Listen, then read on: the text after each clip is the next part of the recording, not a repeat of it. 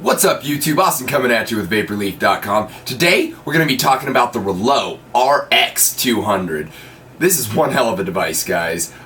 This is a true 200 watt device. We'll talk about that in a little bit. I can do temp control, but let's go ahead and take a drag and jump on down in and take a look at this guy.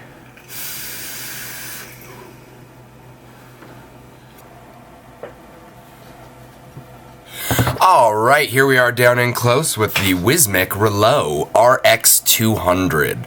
So, this is going to be the box. Nice little gray box. Words all over it. You guys will read those when you see it. Let's go ahead and pop the top off of that. I know that wasn't a very good description of the box. I'm not much into boxes, though. So you get the device right here. It comes in two different colors. You have this one, which is the Tiffany blue and white, which is called the, let's see if we can get that in focus, the white device. And then there's also going to be an all black one. So you have the device right here. You're going to have the fire button, two directional buttons, a charge port, and that does actually charge the device.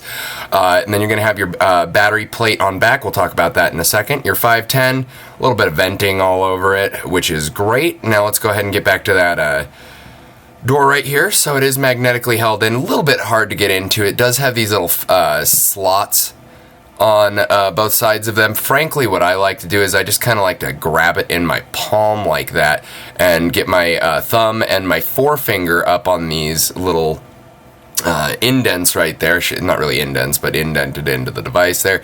And then we'll just go ahead and pop it off, and it's giving me a little bit of trouble here, so I'll just go ahead and grab it right from those slots right there. I've kind of found that getting your fingernails in there is a little bit hard, basically why I'm describing that. So I just kind of grab it like that and just pop it right off. It's held in by four nice little magnets there.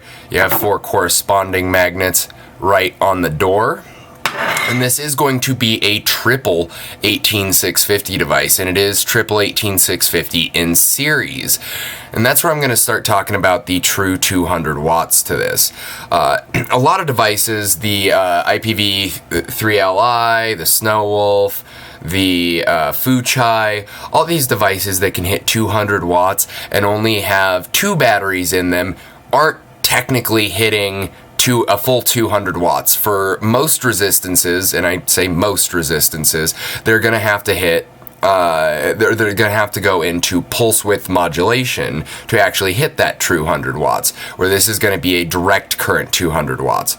The reason for that is when you have two batteries in series, you have a maximum of 8.4 volts at your exposure, or disposal, pardon me, where with this you have three 18650s in series, so you have a total of 12.6 volts that you can hit in series there. Really great device. I love it. So let's go ahead and get some batteries in here, show you how to do that here. So got some eFest batteries right here. Your spring-loaded contacts are going to be your negatives. So on the back two, it's the batteries are kind of stacked up like a pyramid like that in there, except it would be like that. So you have your two negatives pointing up towards the 510 on the back two cells, and then your front cell there, the negative, is going to be pointed to the bottom of the device there. So I do highly recommend using this ribbon. It does make it much easier to get the batteries in and out of it. So we'll go ahead and take it there. Take the negative, come on, there we go, negative, there we go, and pop it in.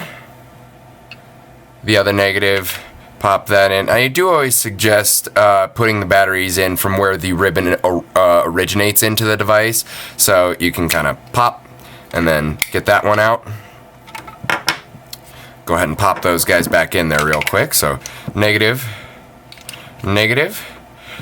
and then the ribbon's a little bit too short to really get it on that first one, so I just take the negative, pop it in there, pop it in like that. and then you just have the ribbon kind of hanging there, which is fine because it's really easy to get this first battery out. There's nothing impeding you gripping it. And then I just take the door and I kind of start from the side where the ribbon's at, so it'll just kind of tuck right in there, and it pops right on. You can see that it is on right now. Let's see, there we go, some good focus.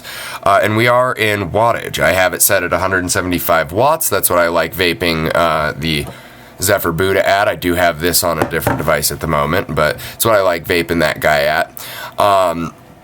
It is going to be 5 clicks on, 5 clicks off, so 1, 2, 3, 4, 5, turns it off, 1, 2, 3, 4, 5, turns it back on. Now, it does have, I believe, 4 different modes, so we're in wattage right now. To get into the different modes, we're going to go ahead and click it 3 times, so 1, 2, 3. Now we're in nickel, 1, 2, 3. Now we're in titanium, and 1, 2, 3. Now we're in stainless steel. Now with all of these, they are set in Fahrenheit at the moment. When you go, so you can go down and you can see that 200 degrees Fahrenheit was as low as it would go. And then it pops into Fahrenheit, or pardon me, it was in 200 degrees Fahrenheit. So if you hit down, cycles into Celsius, up cycles into Fahrenheit. So if you're more used to using Celsius, you're more than welcome to use that. I prefer Fahrenheit. It's what I've grown up with, so I go ahead and use Fahrenheit there. Now, if you press and hold both of the directional buttons, you will lock the device. Now, at that point, you still can fire it. 1, 2, 3. Let me get back into wattage mode there, and let me put a dripper on there real quick.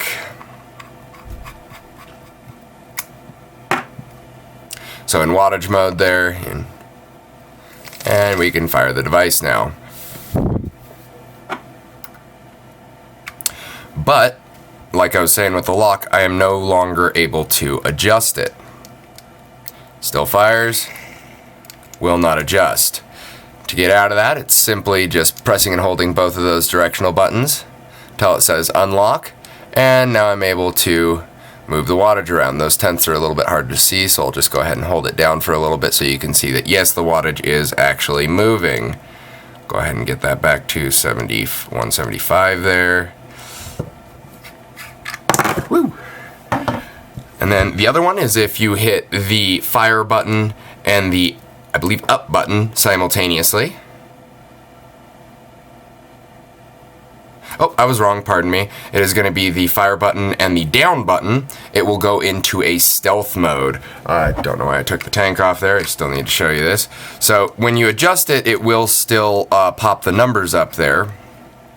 When you hit the fire button, though, the screen is completely blank. You can see it's firing, but there's nothing on the screen there. Really, that's not going to save you any battery life. These are using a OLED screen. Those take absolutely no energy to power, so unless it annoys you, I would keep the stealth off. And to get out of the stealth, once again, you're just going to hit the fire button and the down button, and that will take stealth off, and you can fire the device and it will pull up the display again. This is going to have a spring-loaded contact to it, so you can flush out your devices a little bit easier. And other than that, guys, I really like the shape of it. You can see it's a kind of odd shape, but it fits in the hand really well. It's not as pocket-friendly as, say, something like an Opus D200. You can see kind of the size comparison there. But it really does fit well in the hand, and honestly, it's not that bad in the pocket. Once you get used to it, it's really not bad at all. So, there's the Wismec Reuleaux, guys. Let's go ahead and jump back up and finish this video out. Alright, so that was the Wismec Reuleaux RX 200, guys. So like I said, it's a great device. It really fires super well. You're getting those 3 batteries, so you're going to be able to hit a true 200 watts up to 12.6 volts, which I don't believe this thing will fire below that. I believe it will fire a 0.1 in power mode, so with Kanthal or Nichrome, you're going to be able to fire down to a 0.1, and then with all of your temperature control devices, you are going to be able to fire down to a 0.05, so a little bit less than a 0.1 there. But for temp control, that makes sense. You nickel, titanium, those all have pretty low resistance wires, and stainless steel, even though stainless steel is a little bit higher resistance, but they're non-resistance wires in technicality. So you do need that ability to go lower in the resistance range, pardon me.